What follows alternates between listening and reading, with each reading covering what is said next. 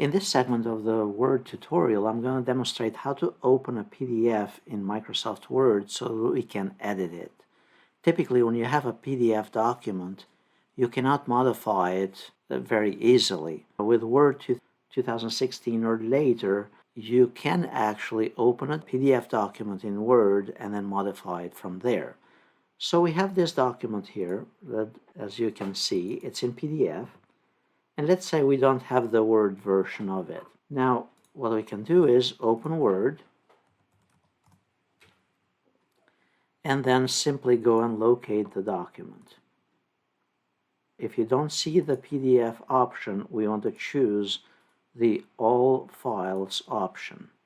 Then click on the PDF file, then click on Open, and then it will prompt you that it will convert it into an editable Word document. It'll take a while depending on the length of your and the complexity of the document. Click OK here, and then simply wait for it to open.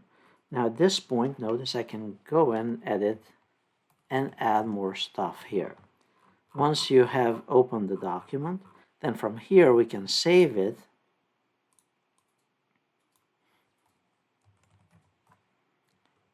and then return to it at any point. So notice I have it here, Word in working with videos, and modify it as you need. In some other cases, you might have documents which are a little bit more complex. So we go here under Open, Browse for the file, and then let's say I have this document that has columns and that type of stuff and images.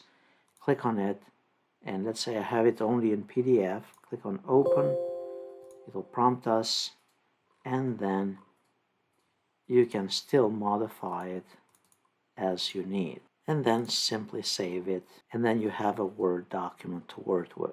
Now, if you want to convert it into a PDF file, again, to share it you can simply click on File, press Export, press Create PDF XPS, and then this will save it in PDF again for sharing.